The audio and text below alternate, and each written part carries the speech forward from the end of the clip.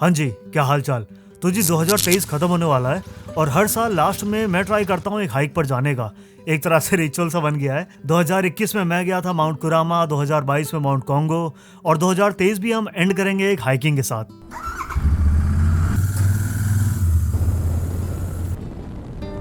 Continental GT लेने का एक फ़ायदा है कि आसपास के पेट्रोल पंप वाले तुम्हारे दोस्त बन जाएंगे। तो आज जिस माउंटेन पे हम हाइक करने जा रहे हैं वो माउंट कॉन्गो है। मतलब कई बार हाइक कर चुका हूँ, 2-3 ब्लॉग्स जो पड़े हुए हैं इसके दो। और जब मेरे को बहुत ज़ोर की हाइकिंग आ रही होती है ना तो मैं इसी पहाड़ पे आता हूँ। एक्चुअली मेरे घर से सिर्फ 1 घंटे दूर है और 2-3 घंटे की हाइक है तो आराम से डे ट्रिप बन जाती है।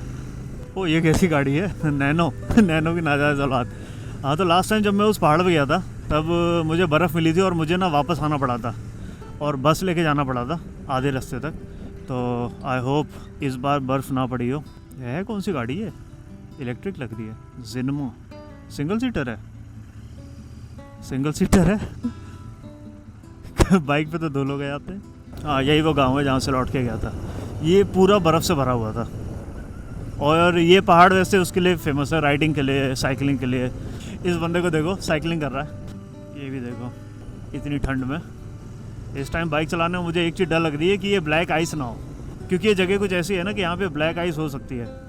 अच्छा एरिया ना बाइक की पार्किंग। पहुँच गए। बहुत सारे लोग आ रखे हैं हाइकिंग करने। बाइक से अगर हाइक करना हो तो सबसे बड़ी दिक्कत ये होती है, इसकी पैंट अलग होती हैं। पहले ये निकालो, फिर इनके जूते अलग होते हैं, फिर जूते बदलो। और क्योंकि ऊपर बर्फ़ पड़ रही है तो मैं ये भी लेके आया हूँ गहने। विंटर की हाइकिंग मज़ेदार होती है लेकिन बहुत झंझट होती है। तो कपड़े जूते चेंज करके हेलमेट रख के हम निकले पहाड़ की तरफ। पहाड़ का नाम था वैसे माउंट कॉन्गो और मेरी तरह बहुत सारे हाइकर वहाँ पे आ रखे थे। हाँ जी, तो हाइकिंग शुरू हो गई है। लास्ट टाइम यहाँ पे बहुत बर्फ़ पड़ी हुई थी, अभी इतनी नहीं है। अभी तो टेम्परेचर ही 5 दिखा रहा है, ऊपर शायद होगा 2 या 3 के करीब। ये ट्रॉली है यहाँ पे, जैसे ऊपर कोई सामान पहुँचाना होता है ना, यहीं से पहुँचा देते हैं। रेल से बनी हुई है और टॉप तक जाती होगी शायद। तो जब मैंने हाइकिंग शुरू करी थी तब एक अंकल जी मेरे साथ थे और जब मैं आधे रास्ते पर पहुंचा वो ऑलरेडी पहाड़ उतर रहे थे और दोबारा चढ़ने जा रहे थे। मेरे से यकीन नहीं हुआ और मैंने पूछ ही लिया क्लियर करने के लिए। जो今さっき言ったでしょ。何回？今日は2回。今日2回。大体いつも4回ぐらい。上まで？上まで。すごい。何歳ですか？僕は55。55すごいな।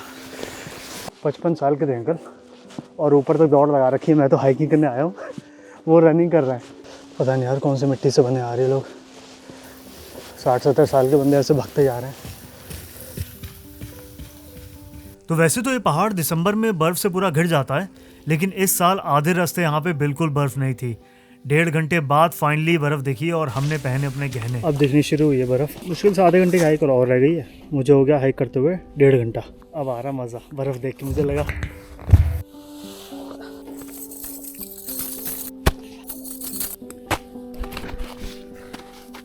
ये जो बर्फ़ होती है सबसे ख़तरनाक होती है, आधी पिघली। इसमें अगर ये स्पाइक्स ना हो ना तो ग्रिप नहीं बनती। बर्फ़ में 45 मिनट हाइक करने के बाद हम फाइनली पहुंचे श्राइन पर।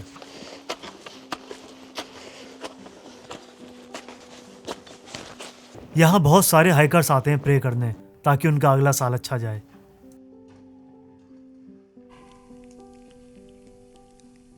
तो इस पहाड़ पे जो श्राइन है ये 1300 साल पुरानी है। पहले तो लोग यहाँ रोपे से भी आया करते थे लेकिन अब वो बंद हो गई है। तो यहाँ बस आने का एक ही तरीका है, हाइकिंग करके। यहाँ लोग हाइक करके आते हैं, अपनी विशेज़ लिखते हैं और टांग कर चले जाते हैं और भगवान से प्रे करते हैं कि उनका अगला साल भी अच्छा रहे। ये एरिया मेरा फेवरेट है। ये जो पिलर्स हैं लेफ़्ट में दिख रहे होंगे मेरे लेफ़्ट राइट में, यहाँ बीच में एक कैंडल जला देते हैं और ये रात में बहुत प्यारा लगता है। और रात में इस जगह पे बहुत लोग हाइकिंग भी करने आते हैं। बहुत सुंदर जगह आ रही है, वन ऑफ माई फेवरेट। ये पहाड़ बहुत ज़्यादा ऊंचा नहीं है, मात्र 1125 मीटर। यहाँ श्राइन के अलावा आपको एक लोकल रेस्टोरेंट भी मिलता है जिसे एक बूढ़े अंकल जी चलाते हैं। अच्छा, कप रामेन तो कारिमासु का? はい、あります。これ6種類。一つお願いします。400円。あと飲み物はありますか？飲み物、ビールはこちらですけども、コーヒーとかジュース類は向こう、自動販売機。ホットコーヒーはありますけど。तो हमने कप रामेन और कॉफ़ी से पेट भरा और टॉप पर पहुंचे पिक क्लिक करवाने। ये काम मैं बहुत टाइम से कर रहा हूँ। हमेशा किसी ना किसी को बोलना पड़ता है, हम लोगों की पिक क्लिक करते हैं और वो हमारी। नंका हाय चीज़ हाय इसका हाय इसका इसी पहाड़ पर बहुत बार मैंने बर्फ के स्कल्पचर्स भी देखे थे। मुझे आज तक नहीं पता लगा वो बनाता कौन है, क्योंकि उसके नीचे कभी नाम नहीं लिखा होता। लेकिन इस बार उस आर्टिस्ट के भी दर्शन हुए। बात हुई तो उन्होंने बताया कि वो नाम इसलिए नहीं रखते हैं क्योंकि वो एनोनिमस रहना चाहते हैं। स्कल्पटिंग बस उनकी एक हॉबी है। वो बहुत जगह जाकर इस तरह के कैरेक्टर्स बनाते हैं और बिना नाम लिखे वापस आ जाते हैं।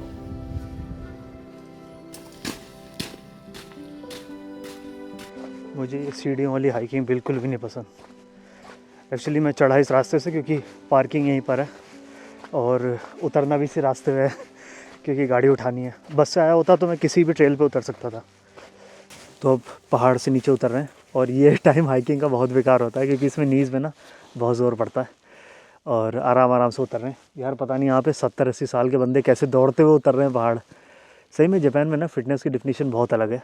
इंडिया में फिटनेस की डिफिनीशन है कि लोग जवानी तक तो फिट रहते हैं, इंस्टा पे एब्स की फ़ोटो डाली और ख़त्म फिटनेस 50 के बाद 40 के बाद।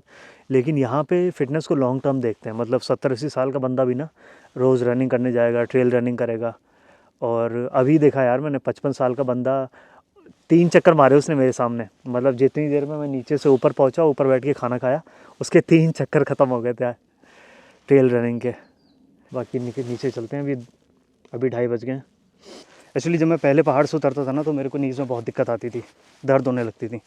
लेकिन फिर यूट्यूब पे मैंने बहुत सारी वीडियोस देखी कि पहाड़ से एक्चुअली उतरा कैसे जाता है। तब जाके पता लगा कि बहुत सारी एक्सरसाइज भी होती हैं जिससे नीज़ के आसपास की मसल ना स्ट्रॉन्ग हो जाती हैं। तो वो सब करी और उसके बाद वीडियोस देखी, तब जाके पता लगा। सर्च करना हाइकर्स नी करके, जिसको प्रॉब्लम हो ना उसके लिए बहुत सारी एक्सरसाइज होती हैं। नॉर्मली अगर जो पहाड़ नहीं भी उतरता हो, सीढ़ी वीढ़ी से उतरने में भी अगर घुटने में दर्द होता है ना तो वो सारी एक्सरसाइज कर सकते हो, बहुत हेल्प होती है। अब बर्फ़ ख़त्म हो गई है, अब उतारने हैं ये स्पाइक्स। बहुत गंदे हो जाते हैं ये। अब इनको हाथ में लेके नीचे जाना है और नीचे जाके धोना है।